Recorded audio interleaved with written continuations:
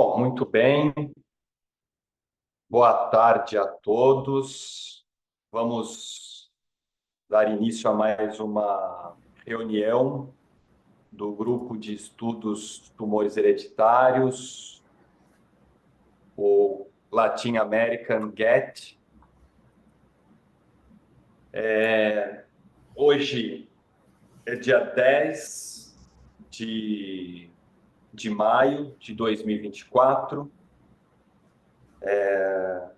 Gostaria de agradecer hoje a presença da doutora Vanessa Figueiredo Monteleone, que vai ministrar a apresentação de hoje sobre síndromes associadas ao gene PTEN.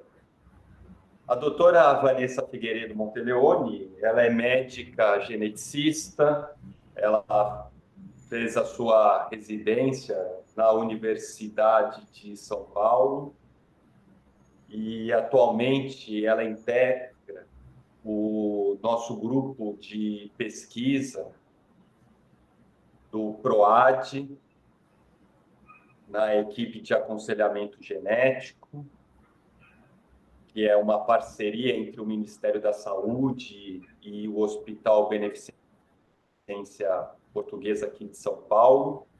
A doutora Vanessa também trabalha, né, no Hospital Sírio-Libanês, no aconselhamento genético, e em breve também estará trabalhando aqui no nosso serviço de medicina genômica do Hospital Beneficência Portuguesa de São Paulo. Gostaria de agradecer a todos os presentes, gostaria de agradecer aos nossos patrocinadores do GET, ao Laboratório Fleury. E hoje o tema da aula vai ser muito interessante, por quê? Porque quem assistiu à aula passada, na qual foi sobre a via de sinalização intracelular, PI3K, AKT, mTOR, eu comentei sobre o gene PTEN, na qual produz uma proteína de nome homólogo, PTEN, né? Na qual atua nessa via de sinalização intracelular muito importante. A via PI, AKT, mTOR é uma das principais vias de sinalização para sobrevivência, para crescimento e para replicação celular. Tá? Então, nós vimos que diversos tumores, diversas neoplasias, quando nós vamos estudar as proteínas desta via, nós encontramos diversas proteínas com alterações, né? Como essas proteínas, elas são pró-oncogênicas, então, normalmente, essas proteínas têm uma mutação do tipo ganho de função, que vão gerar uma atividade permanente, fazendo com que esta via de sinalização fique ativada, mesmo sem o sinal externo acoplado aos receptores de membrana celular, né? Então, fazendo com que essa célula ela se torne muito mais apta a sobreviver em um meio, né, num meio tumoral, né, que todos nós sabemos como que é esse meio tumoral. Muito bem. Então, essa aula eu pedi para a doutora Vanessa fazer, porque ela vem de encontro a essa aula de sinalização da via PI3K AKT-mTOR.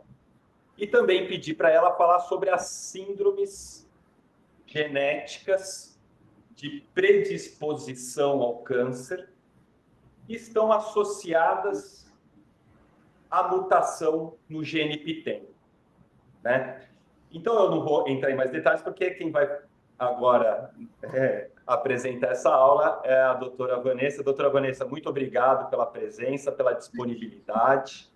Eu gostaria de lembrar, doutora Vanessa, que existem pessoas de diversos países que estão assistindo, né, de outras línguas, então, falar um pouquinho mais devagar, pausadamente, para que todos possamos acompanhar e entender a aula, que já é bastante complexa. Muito obrigado, e a palavra agora é toda sua. Perfeito, obrigada, Pablo, pela apresentação. Primeiramente, eu quero agradecer a todo mundo que está aqui para assistir a aula. Eu gostaria de agradecer também o convite para poder ministrar essa aula para vocês. A minha principal atuação na genética é dentro da oncogenética, então a gente vê muito essa síndrome de predisposição ao câncer. O PTEN é uma síndrome até que a gente vê com uma raridade um pouquinho maior do que as que a gente fala de BRCA1, BRCA2, mas foi até interessante que essa semana eu tive uma paciente que veio com um positivo para PTEN. Então, eu estava fazendo a aula e acabei tendo esse resultado. Eu vou até discutir o caso dela clínico no final da aula, para a gente ter ali também um pouquinho de questão prática, de como a gente vê isso dentro da prática da genética. Muito bem. Eu sou médica geneticista, né, como eu já falei. Eu vou começar falando principalmente do gene PTEN nessa aula, né, que a gente vai comentar sobre o gene, sobre a estrutura. Eu vou falar um pouquinho do papel do PTEN na via PI3K AKT-mTOR, bem por cima, que a aula do Dr. Pablo da último encontro já foi brilhante, ele englobou tudo que é principal ali daquela via, e a gente vai se aprofundar mesmo na parte das síndromes associadas ao gene PTEN, que são a síndrome de Cowden, a síndrome de Banayan-Hailey-Ruvalcaba e síndromes de Proteus, tanto a Proteus-like quanto a Proteus associada a alterações em PTEN. Após isso, a gente vai conversar sobre o manejo, né, dessas síndromes que são associadas ao gene PTEN, como a gente faz para manejar e fazer o tratamento das complicações associadas em pacientes que têm variantes patogênicas nesse gene. E eu vou mostrar um pouquinho aqui da questão prática de um teste genético que veio positivo de aconselhamento genético associado a alterações no gene PTEN. Então, o gene PTEN, ele é um gene que ele tem 9 exons, ele é localizado no braço longo do cromossomo 10, e ele codifica uma proteína de 403 aminoácidos. Essa proteína, ela contém um domínio de ligação, um domínio de fosfatase, um domínio... Cada uma desses domínios vão ter uma função específica, principalmente o domínio de fosfatase contém o sítio ativo da proteína. O domínio terminal, ele vai ser principalmente associado a questões de ligação a outras proteínas, e a gente vai ter outras funções também associadas à fosforilação nesse domínio C2. A proteína, ela é uma associadas a essa proteína, a gente pode ter tanto alterações no gene, como sendo somáticas, quanto germinativas. Hoje a gente vai conversar principalmente das alterações germinativas, mas as alterações somáticas, elas acontecem com uma certa frequência em alguns tipos de tumores, e a gente tem ali, quando existe uma variante patogênica no gene PTEN, ele aumenta o risco para câncer, mas também leva a alguns outros comemorativos, que a gente vai conversar sobre cada uma daqueles fenótipos, mas que também tem uma sobreposição específica, porque por isso que são todos unificados em uma síndrome só, na verdade, nesse espectro de síndromes associado ao PTEN. E o gene PTEN, como o Dr. Pablo falou, ele tem um papel importante na via PI3K AKT-mTOR. ele faz parte essa via, ela faz parte da regulação do ciclo celular, então ela é importante para o crescimento dos tecidos, e quando a gente tem uma alteração nessa via que regula o ciclo celular, a gente vai ter, em alguns momentos, uma expressão aumentada ali de alguns fatores que vão levar a um desenvolvimento descontrolado da célula e ao acometimento, possivelmente, de um hipercrescimento de diferentes tecidos que podem ser tanto benignos quanto malignos. E a pitenha, a função dela, ela é a principal fosfatase lipídica, mas ela regula negativamente a via PI3K-AKT. E ela causa, quando a gente tem, o principal efeito dela na via é causar a parada do ciclo celular G1 e a apoptose. Então, ela desempenha um papel muito importante na regulação dessa via. E, além disso, ela tem um papel importante na inibição da migração e disseminação celular e na regulação negativa de várias ciclinas celulares. Tendo tudo isso, a gente vendo todos esses fatores, todo esse impacto que ela vai ter na via, quando a gente tem uma alteração que leva a uma diminuição da função dessa proteína, a gente tem uma ativação maior. Ali a gente não tem mais aquele sinal para ter um stop da parada do ciclo celular e apoptose, e a gente vai ter dali um hipercrescimento celular e o desenvolvimento de alguns tumores. Então, aqui a gente tem só um resumo das alterações que a gente vê nessa via, que é um resumo bem simplificado da via PI3K-AKT-mTOR, e a gente vê o PTEN aqui, que ela faz essa regularização da via aqui, na verdade, ela faz a regularização da fosforilação do AKT1. E quando a gente tem essa perda de fosforilação do AKT1, a gente leva uma incapacidade de parar a parada do ciclo celular. Então, a incapacidade de ativar a parada do ciclo celular e de ativar a apoptose. Então, a gente vai ter um hipercrescimento daquelas células, a gente vai ter vamos dizer assim, uma interferência nessa regulação do ciclo celular, e isso vai levar a vários diferentes tumores e a questão das síndromes associadas ao gene PTEN. Essa tela aí, Vanessa, é muito interessante, né? Ela resume bem, né, a via PI3K, AKT-mTOR, e ela mostra o papel fundamental do PTEN nessa via, né? Então, enquanto o PI3K, AKT e mTOR são pró-oncogenes, ou seja, eles atuam estimulando a via, né? O PTEN tem a função contrária, né? Uma função reguladora, uma função de inibir a via, né? E essa figura é muito interessante porque ela mostra aí as síndromes, né, que podem ser causadas por alteração em uma das proteínas dessa via, que é como eu vou repetir, é uma das principais vias de sinalização celular envolvidas em neoplasias. Muito bem, é isso mesmo. É importante realmente a gente frisar que é um inibidor dessa via, então quando a gente tem uma perda da inibição, a gente vai ter ali uma overexpression de todos de toda essa via de sinalização, e que vai levar aí a um aumento de risco para diferentes tumores. E aqui a gente pode ver também, além do gene PTEN, que a gente tem mutações somáticas e germinativas em outros genes que podem levar à síndrome de Cowden, que é e além de ser um germline associado à síndrome de Cowden, também é associado à síndrome de Proteus. Então, a gente tem uma sobreposição muito grande de alterações de clínica, né, que essas alterações em diferentes proteínas dessa via de sinalização podem levar. Então, é bem interessante quando a gente estuda a fundo a via, a gente começa a entender o mecanismo mesmo de quais são aquelas tanto a expressão aumentada quanto a expressão diminuída de algumas proteínas dessa via, de algumas enzimas que vão levar daí a uma síndrome específica. E nesse caso a gente está falando da PTEN. Muito bem. Eu trouxe aqui para vocês também uma visão geral das diferentes mutações que podem ser encontradas no GNPTEM. Essa imagem ela veio de um trabalho onde foram avaliadas 291 probandos e foram listados as diferentes mutações nesse loliplot. Então, a gente tem aqui um exemplo de como essas variantes patogênicas elas podem afetar praticamente toda o gene, toda a proteína, né? A gente tem mutações em diferentes locais da proteína, tanto no domínio de fosforização, quanto de ubiquitinização, tanto na parte de C-terminal.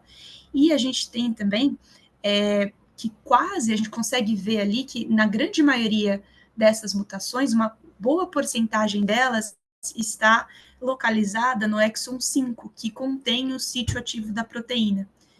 Então, quando a gente tem essas alterações que são associadas ao sítio ativo da proteína, a gente tem, né, um entendimento de que essas alterações vão levar a um quadro clínico, e essas alterações, inclusive, já foi feita uma relação genótipo-fenótipo, que elas são associadas ali ao envolvimento de 5 ou mais órgãos. Então, a gente tem ali aparece, né, a gente não tem ainda uma confirmação, mas estudos já levaram a crer que essas alterações que acontecem no exon 5, que são em torno de quase 40% em alguns estudos, elas vão levar a um acometimento mais sério, porque elas vão acabar interferindo com o principal sítio ativo dessa proteína. E a gente tem vários tipos de mutações. A gente tem mutações que acontecem sendo como missense, a gente vai ter mutações truncantes, a gente vai ter mutações em frame, a gente vai ter mutações promoter, e a gente também pode ter deleções e duplicações que vão envolver esses exons e acabar afetando a função da proteína. E muitas dessas variantes, elas causam, né, uma haploinsuficiência, uma proteína disfuncional, e muitas vão agir também, das variantes missense, elas vão causar uma perda de função, e algumas ainda vão agir como negativas dominantes. Então, a gente tem uma variedade de acometimento ali dessas diferentes, a gente tem uma variedade, na verdade, de mutações, de variantes patogênicas que podem acontecer, e elas podem ter vários diferentes impactos, tanto na função da proteína, quanto levar, finalmente, né, a questão dessa parada de inibição pelo GNPTEM da via, e a gente vai ter um quadro clínico ali associado, que a gente vai conversar mais para frente. Então, quando a gente vai pensar no teste genético, né, quando existe uma suspeita para alterações no GNPTEM, a gente tem ali uma boa parte que são associadas, que são encontradas, na verdade, em alterações NGS, tá? Em sequenciamento NGS, a gente consegue encontrar até 80% dessas alterações, principalmente na síndrome de Cowden. Na síndrome de Banana-Rubalcaba, a gente vai ter ali em torno de 60% que são associadas a alterações na sequência, e um pouquinho menos nas síndromes de Proteus e Proteus-like. Deleções e duplicações também podem acontecer, principalmente na síndrome de Cowden e na Banana-Rubalcaba, mas a gente vai ter ali um acometimento não conhecido para a questão de Proteus. E as alterações na região promotora, elas são principalmente associadas ao fenótipo da síndrome de Cowden, e a gente vê raramente elas associadas ao fenótipo de Banana-Rubalcaba, e não foi ainda identificado nenhuma alteração nessa sequência promotora para a síndrome de PTEN, Proteus associada ao PTEN. Então, a gente tem aqui, das síndromes associadas ao GNPTEN, essa entidade é chamada de Pitene-Amartona Tumor Syndrome, que é o PHTS, e ela vai incluir todos os fenótipos associados a variantes patogênicas do PTEN, que são caracterizados principalmente por múltiplas lesões amartomatosas, que são de origem ectodérmica, mesodérmica e endodérmica. Então, com isso, elas podem afetar uma variedade de tecidos, e a gente vê ali um acometimento muito amplo em alguns quadros, uma variabilidade fenotípica muito grande, e quando a gente fala dos diferentes fenótipos, a gente tem uma sobreposição importante entre eles, mesmo quando a gente fala de alterações dentro da mesma família. Importante aqui também a gente especificar que uma boa parte dessas alterações, elas são de novo. Então, a gente tem ali uma porcentagem importante de alterações no GNPTEN que são uma mutação nova, aconteceu somente naquele indivíduo, e a gente não tem um histórico familiar muito importante. Então, a questão dos critérios clínicos individuais vai ser muito importante no diagnóstico. Quando a gente fala dessa variabilidade fenotípica muito grande, o diagnóstico fica bem difícil, tá?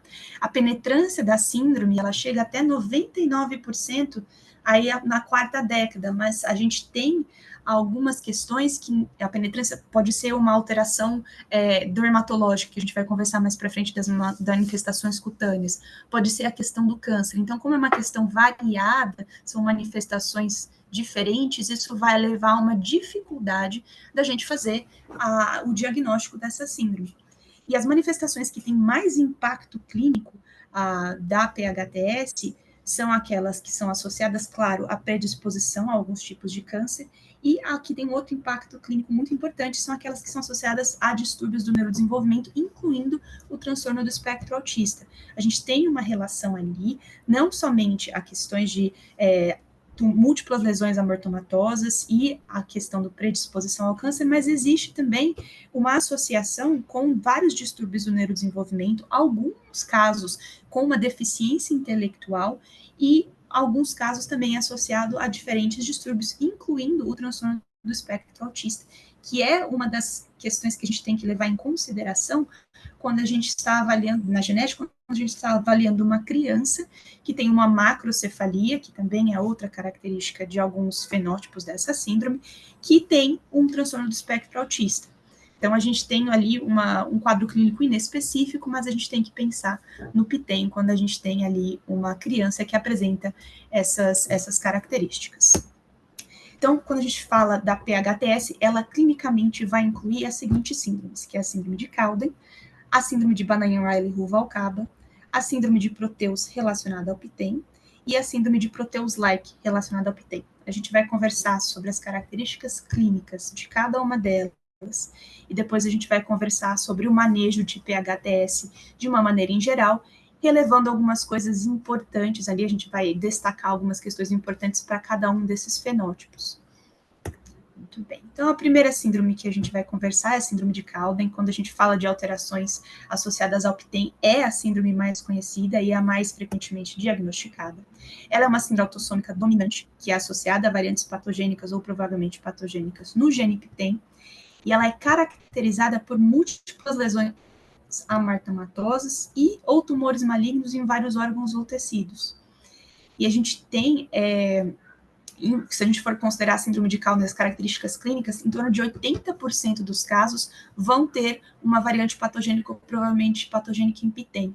Mais recentemente, foram descritos também síndrome de Cowden, o fenótipo da síndrome de Cowden associada a uma metilação do quilin, ou do gene KLLN, que é germinativa, que é uma proteína, um gene que é um inibidor da replicação de DNA, que é regulado por P53. Então, também pode levar a amartomas, a tumor de crescimentos benignos e a um risco aumentado para alguns tipos de tumores. Então, a gente vê ali uma sobreposição e um diagnóstico até que preenche os critérios clínicos da síndrome de Cowden, mas não são encontradas as variantes patogênicas em PTEM.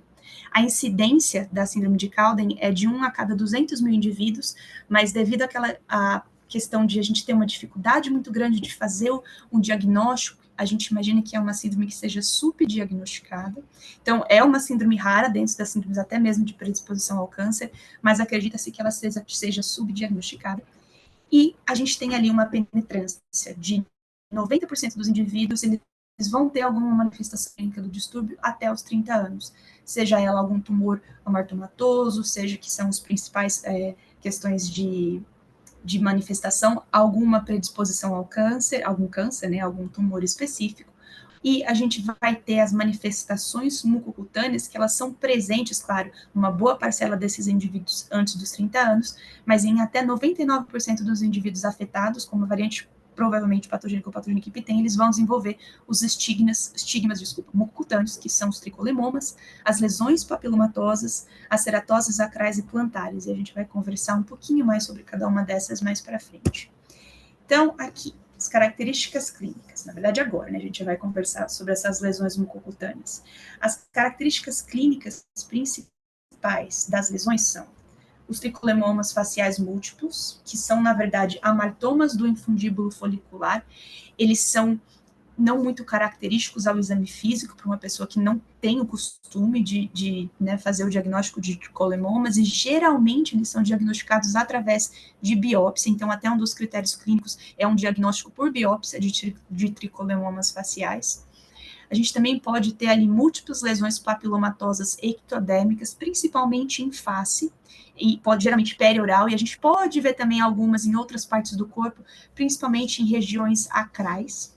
A gente pode ter também lesões papilomatosas e fibromas em mucosa oral, então a gente vê, eles falam, em inglês está escrito como cobblestone, então parece aquela calçada cheia de pedrinhas. A mucosa oral, ela é toda pontilhadinha, e a gente tem até mesmo acometimento da língua. Eu vou mostrar algumas fotinhos para vocês verem aqui na frente. E também o que a gente tem de lesão mucocutânea que pode ser diagnóstica são são múltiplas queratose palmo-plantares, que são benignas, geralmente. Então, aqui eu trouxe para vocês algumas fotos dessas diferentes lesões, porque eu realmente, a dermato não é o meu ponto forte, então eu tive que dar uma pesquisada boa aqui das lesões e trazer para vocês os diferentes acometimentos, porque você lê tricolemoma e você fala, meu Deus, o que é isso, né? Então, para mim, são pequenas lesões papulosas, né? Então, são essas pequenas papulazinhas aqui que aparecem na face da pessoa, geralmente elas são um pouquinho mais elevadas, tá? E a gente tem aqui um exemplo de um tricolemoma. Então, elas são alterações daquele folículo, então são um hipercrescimento do tecido ectodérmico, e elas crescem no folículo piloso, e a gente tem essa característica clínica externa dela, mas geralmente elas são diagnosticadas, né, confirmadas somente com biópsia. Aqui a gente tem aquele acometimento de mucosa oral e língua que eu comentei anteriormente, a gente tem parece várias cobblestones, né, parecem várias pedrinhas, todo pontilhadinha, tanto a mucosa oral aqui, quanto a língua. E isso é uma das características principais que a gente vê, e até quase que patognomônica de síndrome de Cowden. Aqui a gente tem um pouquinho dessas lesões papilomatosas na mão, o que pode acontecer também. E aqui a gente tem a ceratose actínica plantar, pode acontecer também na parte palmar, mas geralmente em região acral. Então, parte de mãos e pés, geralmente palma e planta do pé. Além dessas lesões mucocutâneas, a gente vai ter também doenças benignas. Aqui a gente está falando, antes de chegar no diagnóstico, numa predisposição ao câncer, as doenças benignas de tireoide também são relativamente comuns. A gente pode ter ali um acometimento da tireoide por bócio multinodular benigno, por nódulos adenomatosos ou até mesmo por adenomas foliculares. E essas alterações na tireoide, elas acontecem de 30% a 68% dos casos de síndrome de Cowden. E elas podem acontecer ainda na infância.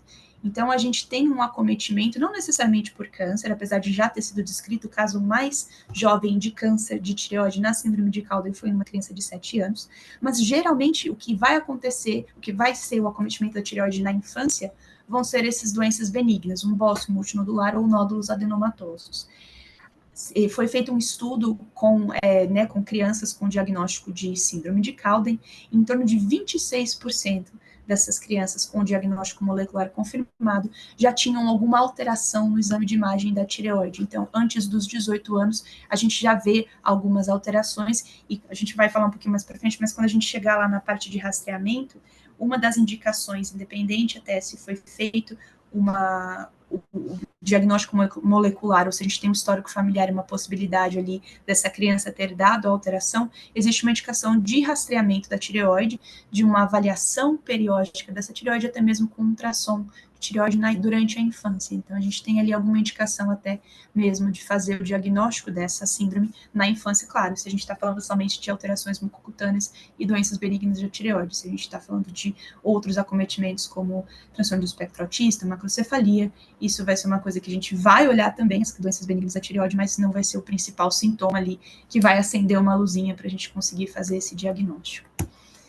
Outras, então aqui é principal, né, a gente está no grupo aqui de predisposição ao câncer, uma dos que tem mais acometimento ali clínico da síndrome de Cowden são essas, a predisposição a diferentes tipos de tumores, tá? Então, o principal, a gente vê, a principal predisposição é o câncer de mama.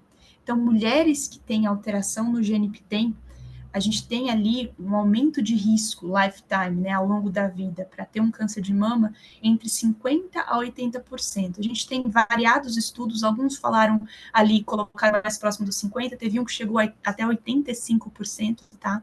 Então, é uma média de acometimento e a gente tem indicação de fazer o segmento dessas mulheres porque é um risco considerado alto.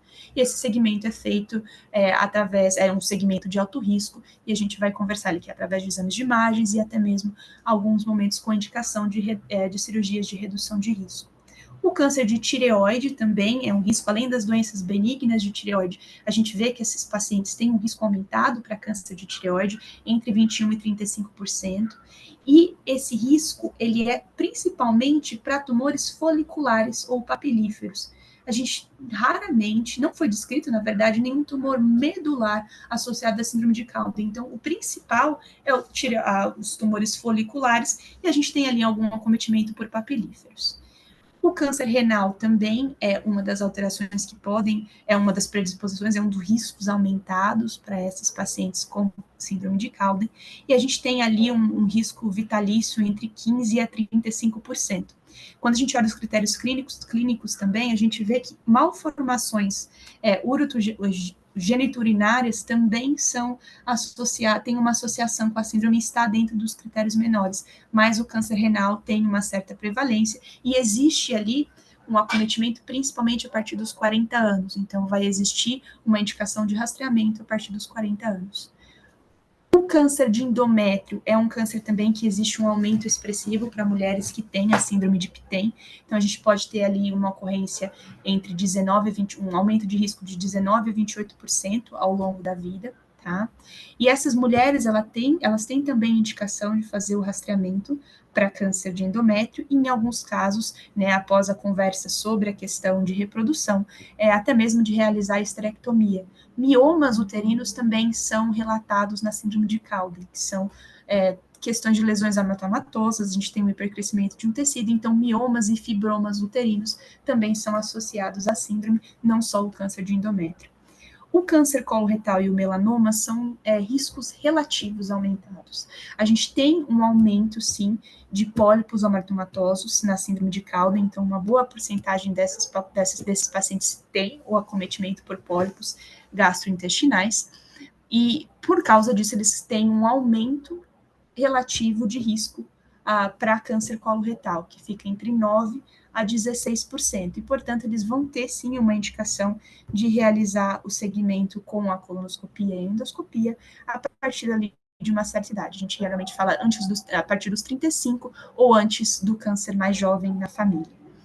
E o melanoma, devido a esse acometimento mucocutâneo, também existe um pequeno aumento de risco, né, um risco relativo para o desenvolvimento de melanoma nesses pacientes. Isso varia, né, entre 3% a 6%, mas a gente tem também, devido às alterações mucocutâneas, já a indicação de fazer um segmento dermatológico anual desses pacientes. E, claro, sempre daí, por causa desse risco aumentado para melanoma, incluir o rastreamento para melanoma e conseguir fazer esse acompanhamento da maneira mais adequada.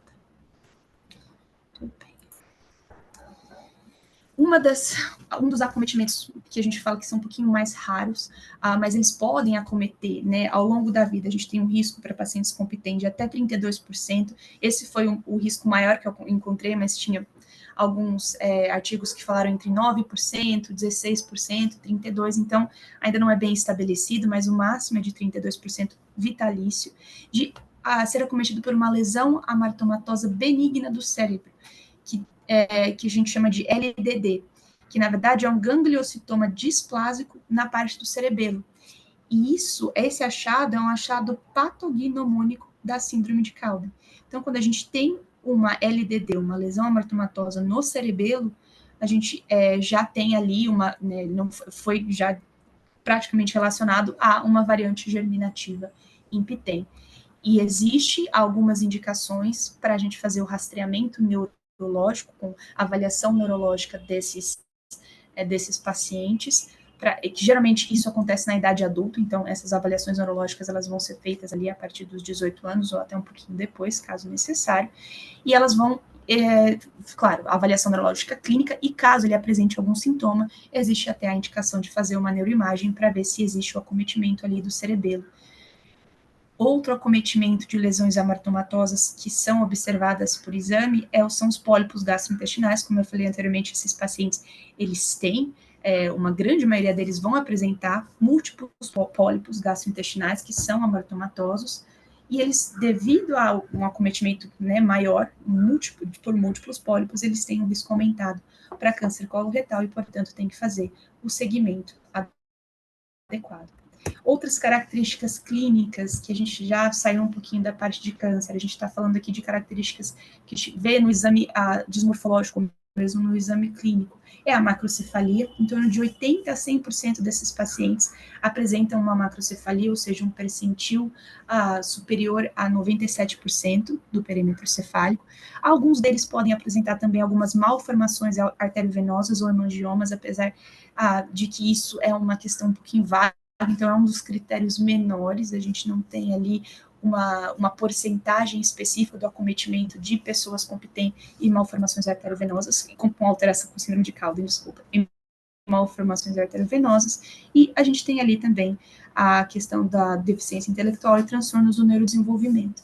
Na síndrome de Cowden, a deficiência intelectual é um pouquinho mais rara, a gente tem menor acometimento desses pacientes por deficiência intelectual, mas a gente vê sim um aumento de incidência de transtornos do neurodesenvolvimento, incluindo o transtorno do espectro autista. Então, de novo, quando a gente tem uma criança que tem um perímetro cefálico aumentado, uma macrocefalia e um transtorno do neurodesenvolvimento, uma das pesquisas que a gente tem indicação de fazer é o GEMP-TEM. E, claro, sempre verificar também o histórico familiar dessa criança, verificar se tem ali um histórico de pessoas com lesões mucocutâneas ou câncer de mama, o que também é frequente.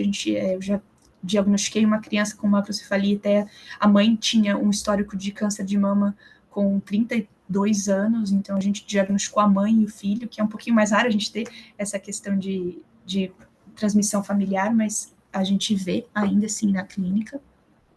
E quando a gente faz essa avaliação, a primeira coisa que a gente vai levar em consideração são os critérios clínicos. Então, aqui a gente conversou sobre as diferentes características e a gente vai colocar essas características dentro de um score, para a gente verificar os critérios clínicos e ver se essa paciente tem, né, um possível diagnóstico clínico de síndrome de Cowden e a indicação de fazer o teste genético.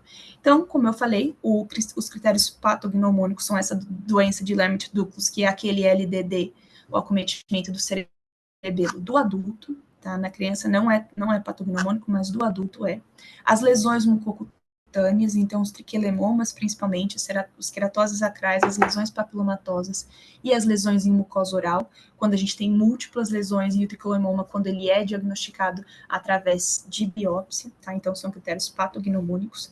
E a gente tem também, além dos critérios patognomônicos, os critérios principais, maiores, e os critérios menores. Então, a gente leva em consideração se o paciente tem um histórico pessoal de câncer de mama, se ele tem um histórico de câncer epitelial de tireoide, ou seja, folicular ou papilífero, não do tipo medular, se ele tem uma macrocefalia, aquele perímetro cefálico acima do percentil 97, e tem um histórico de carcinoma endometrial, claro, quando a gente está falando aqui de mulheres.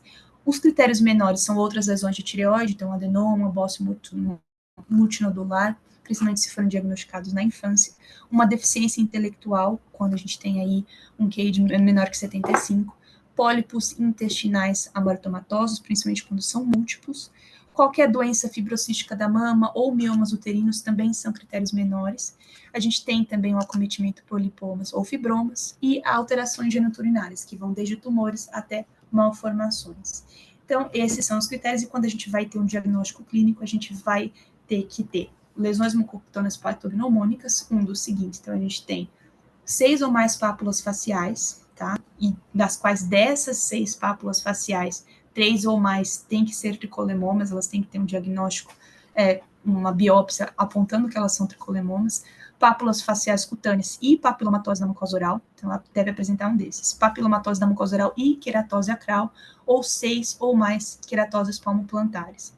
E além dessas lesões mucocutâneas, esse paciente deve apresentar 2 ou mais daqueles critérios principais que a gente falou, que são câncer de mama, câncer epitelial de tireoide, macrocefalia ou carcinoma endometrial, e um critério principal, ou né, um critério principal e 3 ou mais dos critérios menores. Então, a gente tem que ter uma combinação, existe um score, tem até um site, depois eu posso mandar para quem tiver interesse, para fazer esse score clínico e identificar se esse paciente tem um diagnóstico clínico ou não de síndrome de Cowden, e a gente consegue daí fazer o segmento adequado desse paciente e a indicação até mesmo para realizar um teste genético, para a gente conseguir ali ter o diagnóstico também molecular desse paciente, conseguir fazer o segmento adequado e o aconselhamento genético, tanto para a questão de risco para familiares, quanto de risco para a prole.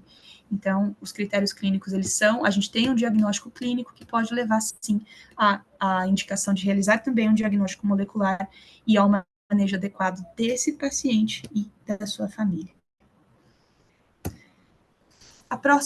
O próximo fenótipo, né, a próxima síndrome associada à PTEN que a gente vai conversar é a síndrome de Banayan-Riley-Ruvalcaba. Ela é uma síndrome que os achados dela se sobrepõem muito aos achados da síndrome de Cowden, mas ela tem geralmente um acometimento maior, apresenta mais acometimento tanto da parte de deficiência intelectual, e ela acomete mais meninos, então a gente vai ter máculas pigmentadas da glândula do pênis, que é a principal característica que a gente tem de síndromes, de pessoas com síndrome de Banayan-Riley-Ruvalcaba.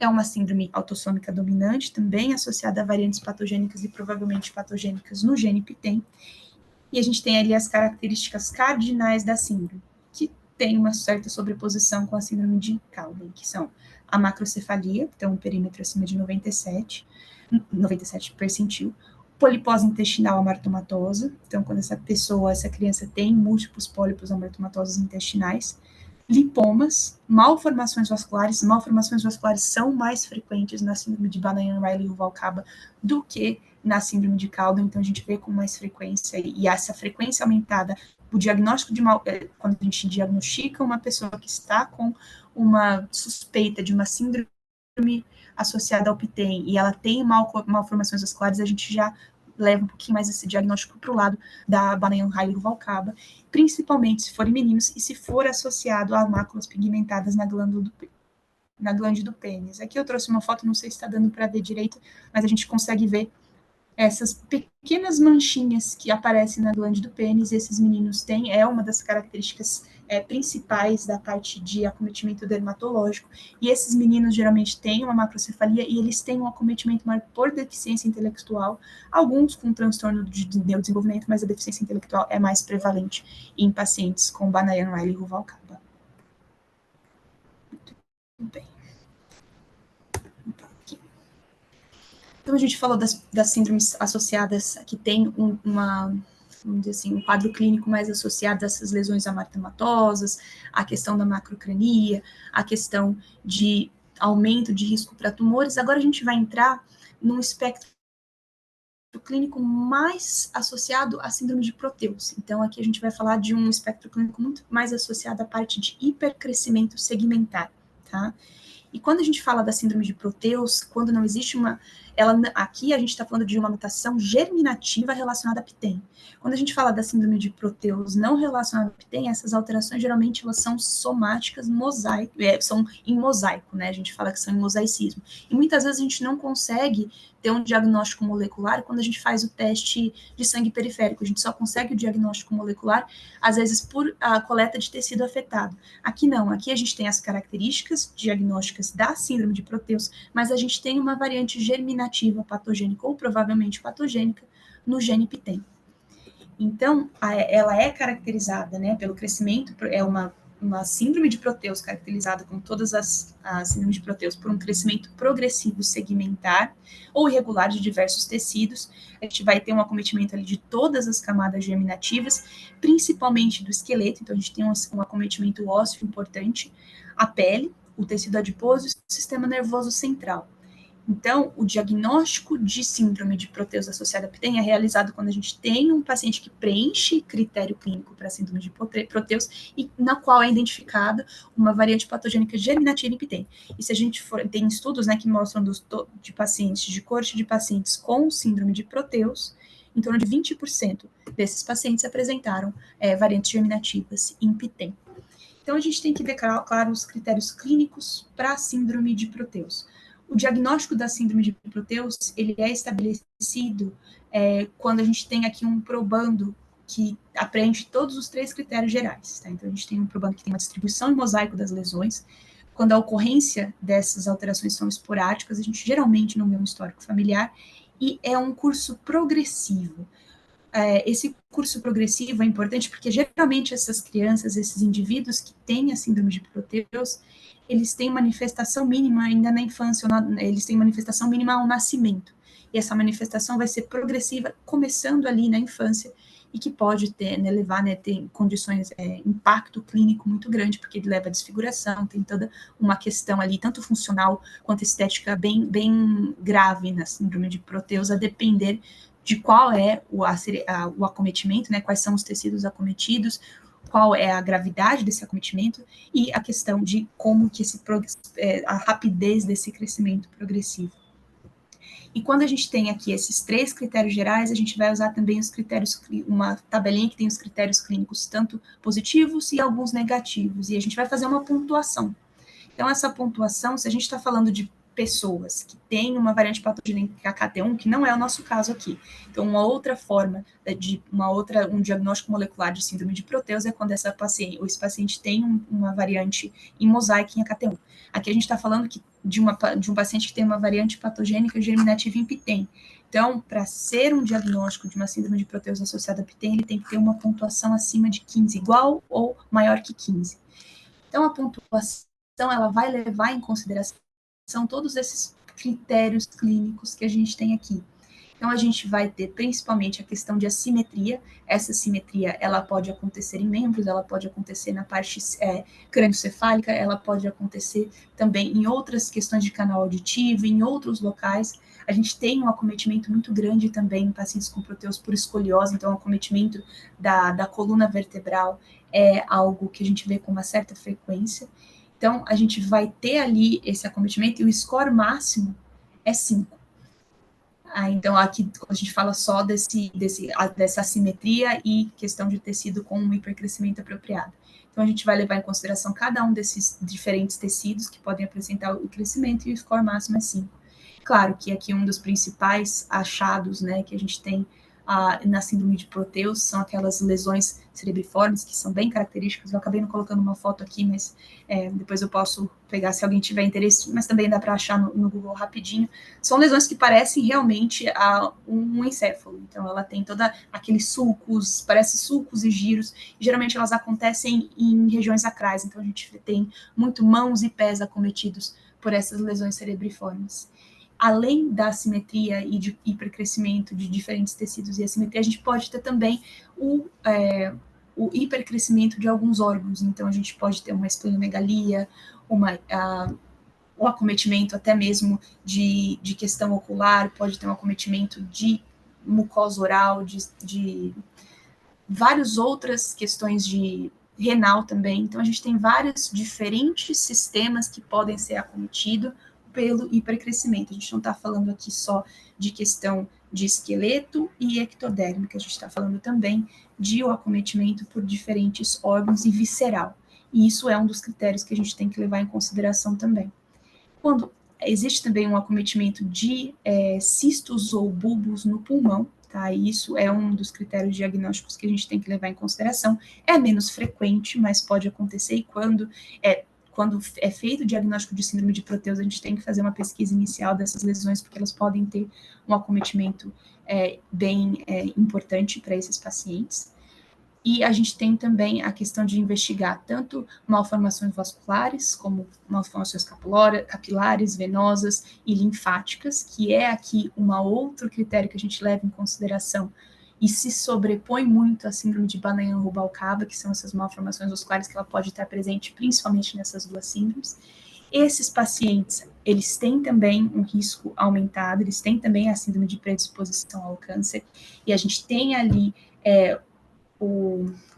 eles têm o critério de fazer o segmento, como também os outros, quem tem sido indicado, o manejo e o segmento estabelecido, o protocolo de segmento é o mesmo que a gente usa para a síndrome de Cowden. Não existe ainda um critério de segmento, um manejo, um protocolo específico para essa síndrome de Proteus associada ao PTEN, mas a gente segue muito o critério da síndrome de Cowden e adiciona também alguns outros tumores ali que podem ser específicos, principalmente tumores de testículo e tumores de paratireoide. Então, a gente tem um pouquinho diferente o espectro tumoral, mas o segmento é muito parecido, porque parece que eles têm um risco também de câncer de mama aumentado, de câncer renal, de câncer de endométrio, da questão dos pólipos, do acometimento de câncer coloretal, e também algum aumento de câncer de melanoma, mas esse ainda não foi muito bem estabelecido. E a gente tem também os dismorfismos faciais, que a gente vai levar em consideração a dolicocefalia, a face mais longa, tudo aquilo que a gente sabe que é associado à síndrome de Proteus. E quando a gente leva quando a gente tem 3 ou mais dessas características dismórficas, a gente pontua e consegue daí fazer um score diagnóstico e ver se a gente chega no mais que 15. Uma outra coisa é que esses pacientes têm um risco aumentado, além de tumores, são tromboses. Então, eles têm uma ocorrência muito grande de doença tromboembólica. E a presença de uma doença tromboembólica ou de um embolismo pulmonar já é um critério também para a gente conseguir fazer o diagnóstico. E esses são todos critérios positivos. Então, a gente tem a presença desses critérios, a gente tem ali uma pontuação para levar um diagnóstico clínico de Proteus. E a gente tem também alguma questão a gente tem que levar em consideração se ele apresenta alguma característica negativa. Então, esse ponto é subtraído se a gente tem um aumento ali de tecido, um hipercrescimento, principalmente se for extracranial, então do corpo, no período pré-natal, o que não acontece na síndrome de Proteus, é muito difícil, a gente tem ali o acometimento principalmente após o nascimento, e uma questão progressiva. Então, quando esse overgrowth, quando esse hipercrescimento é muito agudo, ele também é um critério negativo, e a gente subtrai isso desses critérios clínicos. Então, só lembrando, a gente tem que ter aqui mais de 15 pontos, e o teste molecular, se for um paciente que tem os critérios clínicos, preenche o critério clínico para síndrome de Proteus e tem uma variante patogênica germinativa no gene PTEN, ele tem essa síndrome de Proteus relacionada ao PTEN, e a gente tem que fazer o segmento de acordo. Então, aqui, como eu falei, na maioria dos indivíduos, as manifestações são mínimas ou elas não existem ao nascimento, por isso que é um critério negativo, quando elas já estão presentes no pré-natal, e ela se desenvolve e progride ali durante a infância, causando um crescimento excessivo, desfiguração grave e com um acometimento funcional e estético muito importante. Então, esses pacientes, eles precisam de um segmento, e a abordagem cirúrgica desse hipercrescimento é muito difícil. E o risco de trombose dificulta ainda mais o tratamento desses tecidos, e isso leva a uma dificuldade muito grande de tratar esses pacientes e leva a várias comorbidades ali que eles podem ter. Durante a residência eu segui um pacientinho que ele tinha síndrome de Proteus, ele ainda não tinha feito o teste molecular, mas ele já estava ali na questão de amputação do membro inferior direito dele, porque já tinha tido tanta trombose, já estava com uma infecção, que já estava resistente a todos os antibióticos, então é uma coisa que ele tinha 12 anos na época, então pode ter um impacto clínico muito importante, dependendo de qual que é o órgão afetado, né, e a questão do hipercrescimento, a progressão desse hipercrescimento, e a nossa inabilidade, às vezes, até de fazer uma abordagem realmente satisfatória, né, porque é uma síndrome muito complicada de tratar.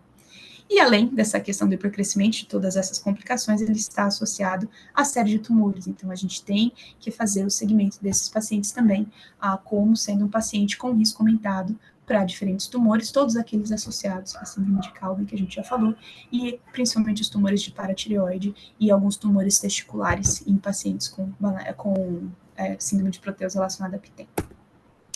Muito bem.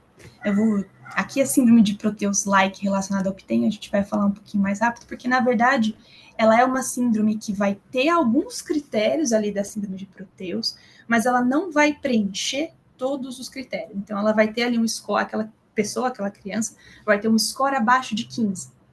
Mas ela vai ter uma variante patogênica, ela vai ter no gene PTEN, e ela vai ter algumas das características clínicas de Proteus, mas ela não vai chegar naquele score final. Então, a gente tem ali uma síndrome Proteus-like.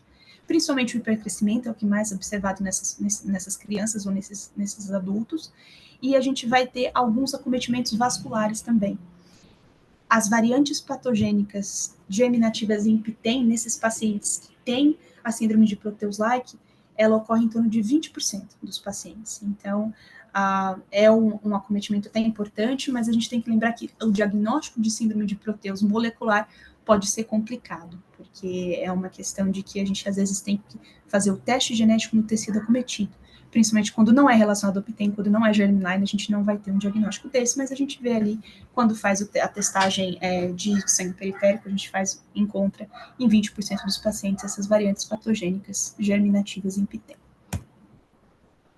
Aqui eu só coloquei de novo os critérios clínicos, só para a gente lembrar, eu não vou falar tudo de novo, mas aqui só para frisar que esses pacientes, eles apresentam alguns dos critérios, mas eles não fecham a pontuação para realmente ter um diagnóstico clínico de Proteus, e o principal critério que eles vão preencher, né, na grande maioria dos casos desse Proteus-like, é essa simetria, esse hipercrescimento, principalmente de membros, tá? A gente vê alguns pacientes que vão ter algum ou outro acometimento visceral, mas o acometimento por membros é uma coisa que a gente vê com uma certa frequência nesses pacientes Proteus-like.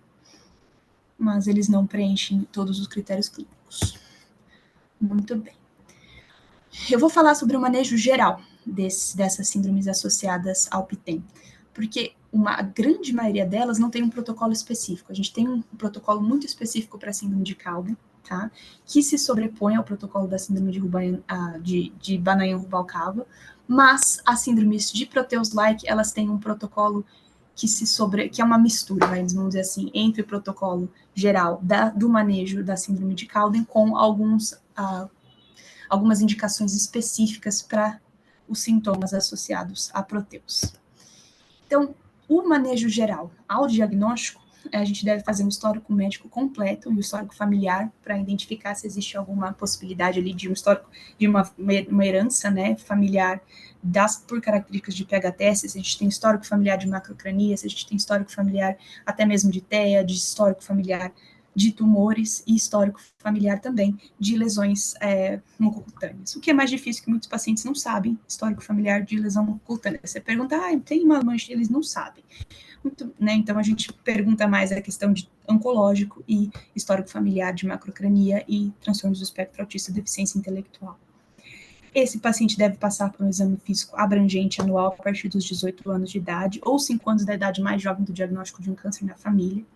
Então, né, o que ocorreu primeiro, e principalmente numa idade mais, a partir dos 18 anos ou 5 anos mais jovem, a gente tem ali um especial exame da tireoide, que numa idade ali, na infância e adolescência, é um dos tumores que vão ter o mais acometimento. Isso e alguns tumores germinativos, mas o principal aqui é tireoide. E claro, esses pacientes eles devem esclarecer sobre os sinais e sintomas dos diferentes tipos de câncer, para eles conseguirem fazer também ali vamos dizer assim, um segmento adequado para eles conseguirem perceber os diferentes sintomas e procurarem ajuda médica quando necessário, para avaliação se isso realmente pode ser um acometimento devido a essas alterações em PTEN.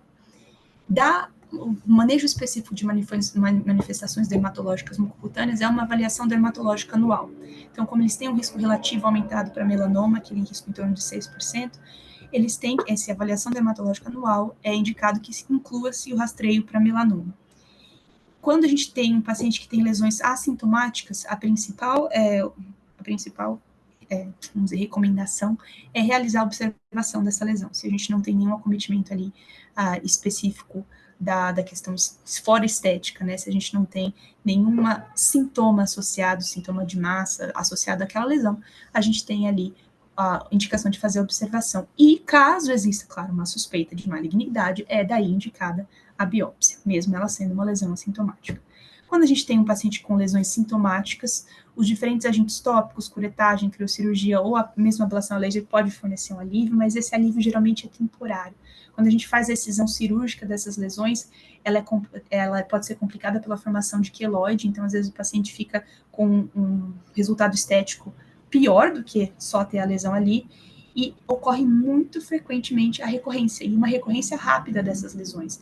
Então, quando a gente tem uma lesão sintomática, claro, se é uma lesão com sintomas importantes, a gente tem o critério para fazer a abordagem dessa lesão, mas a gente tem que explicar para esse paciente que realmente essa abordagem é para um alívio temporário, que essas lesões elas podem voltar e a gente pode ter um resultado estético não muito bom. Para a questão de rastreamento para câncer, então, o nosso principal foco hoje, né, por ser um grupo de câncer hereditário, é a questão dessa síndrome ser uma síndrome de predisposição ao câncer. Um dos principais riscos é para câncer de mama, então existe sim uma indicação específica para rastreamento dessas pessoas, dessas mulheres, a partir dos 30 anos de idade, então realizar aquele esquema de mamografia, ultrassom de mamas e ressonância magnética de mama a cada 6 meses, a partir dos 30 anos de idade, ou 10 anos antes do tumor mais jovem na família. E essas pacientes, elas têm indicação também elas têm a opção de fazer a cirurgia, a mastectomia redutora de risco, caso elas queiram, né? A gente tem que discutir, tem toda a questão de ter a opção tanto de segmento com exames, quanto a opção de segmento de fazer a cirurgia de redução de risco. E isso deve ser conversado na parte de aconselhamento genético, quando a gente tem uma paciente que é diagnosticada com essa variante. E para indivíduos que já foram tratados para câncer de mama e que não fizeram a mastectomia bilateral, esse rastreamento com mamografia e ressonância ele deve continuar. Ele deve ser mantido, mesmo se a paciente já teve um histórico de câncer, porque existe sim um risco de um segundo tumor primário de mama. Existem estudos que mostram que até um risco de 30% de ter um segundo tumor primário de mama nessas pacientes. Então, elas têm a indicação de fazer a mastectomia de redução de risco ou continuar, se elas não fizeram, continuar com rastreamento e mamografia, ressonância magnética anual para rastreamento de novos tumores primários. O rastreamento para câncer de endométrio, ele deve começar aos 35 anos de idade, e é sempre importante a gente conversar com a paciente sobre os sintomas associados. Então, um sangramento anormal. A gente tem que incentivar essa paciente a ter fazer ali a tabelinha, saber exatamente a questão de como que é o ciclo dela, para ela conseguir identificar anormalidades. Então, quando a gente tem um sangramento fora do período que ela deveria ter sangramento, quando a gente tem um sangramento excessivo, quando a gente tem ali um sangramento intermitente, e ela deve procurar, caso ela perceba um desses sintomas, ela deve procurar um ginecologista para a gente conseguir, e fazer a avaliação adequada, e a avaliação muitas vezes inclui uma biópsia endometrial. Quando a gente fala de exames de imagem, a ultrassonografia transvaginal ela tem um pouco de valor na pós-menopausa. Ela não foi ainda bem estabelecida como um método adequado de rastreamento, mas ela pode ser considerada critério médico. Mas ela não é recomendada como ferramenta de triagem na pré-menopausa, porque a gente tem ali uma diferença da espessura do endométrio muito grande. Então, não é recomendada. A triagem por meio de biópsia endometrial a cada 2 anos, ela pode ser considerada em alguns casos. Então, dependendo ali da paciente, dependendo dos sintomas, a gente tem, na verdade, uma questão não só guiada por sintomas, mas uma biópsia que deve ser feita periodicamente. E deve-se sempre discutir a opção de esterectomia, após a paciente ter em conclusão da gravidez ou até considerar sempre os desejos reprodutivos dela, mas existe sim a opção dessa paciente realizar a esterectomia para redução de risco. Não aumenta risco de câncer de ovário, então os ovários são preservados. A gente não tem aqui aquele problema que a gente vê BRCA1, BRCA2 da menopausa precoce. Aqui a gente tem a indicação da esterectomia, não é a indicação para fazer uma salpingoforectomia, porque não existe risco aumentado para câncer de ovário. Para o rastreamento de câncer renal, é realizado a ultrassom de rins urinários a partir dos 40 anos, a cada 2 anos, que é quando a gente tem um aumento de risco para esse tipo de tumor. A tireoide, a ultrassonografia anual deve ser feita. A gente tem ali aquele relato de caso a partir dos 7 anos, então quando a gente tem uma criança que tem um diagnóstico tipo TEM, ela deve realizar a ultrassonografia anual da tireoide a partir dos 7 anos para identificar tanto alterações benignas quanto malignas da tireoide. E isso também pode ser considerado para aqueles pacientes, crianças que são filhos de um pai que seja portador da variante, que não queira fazer o teste genético até os 18 anos. Então, a ultrassonografia anual da tireoide é indicada nesses casos também. O rastreamento para câncer coloretal e melanoma são aqueles riscos relativos. Então, a colonoscopia, a indicação é começar aos 35 anos de idade ou menos, dependendo se a gente tiver um parente que teve um câncer coloretal com 40 anos. Então, a gente tem a indicação daí de começar de 5 a 10 anos antes daquele câncer, da idade mais jovem do familiar que teve câncer. E essa colonoscopia, ela deve ser feita a cada 5 anos, né, inicialmente, e caso tenha alguma indicação clínica, se o paciente tiver sintomático, sangue nas fezes, ou ele tiver um acometimento ali, ele tiver uma carga de pólipos muito alta, ela pode ser realizada com maior frequência.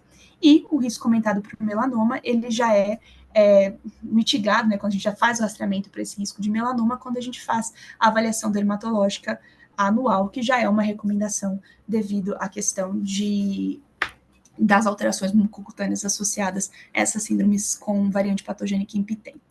Da parte dos transtornos de neurodesenvolvimento, a gente tem uma indicação já no diagnóstico, quando a gente fala de crianças, de uma avaliação do desenvolvimento da criança, e avaliação, caso seja uma suspeita para a questão de distúrbios do neurodesenvolvimento, e encaminhar para serviços de apoio ao desenvolvimento, caso seja encontrado alguma deficiência específica, sempre pensando na intervenção precoce e, quando necessário, serviços de educação especial. O manejo, aqui eu acabei não escrevendo, mas aqui a gente está falando de síndrome de Proteus. Então, aqui, quando a gente fala de síndrome do PS, da síndrome de Proteus associada a PTEN, além desse manejo que a gente já falou até agora, a gente tem também aqui a indicação de fazer o manejo dos outros sintomas associados à síndrome de Proteus. Então, aqui a gente tem que fazer uma avaliação ao diagnóstico, uma avaliação detalhada e compreensiva ortopédica, e realizar uma avaliação, né, da parte do esqueleto, para a gente ter certeza qual é o acometimento e qual é a gravidade desse quadro de hipercrescimento. A gente tem a indicação de fazer também a avaliação da coluna vertebral pelo aumento, né, de risco para escoliose e outras alterações.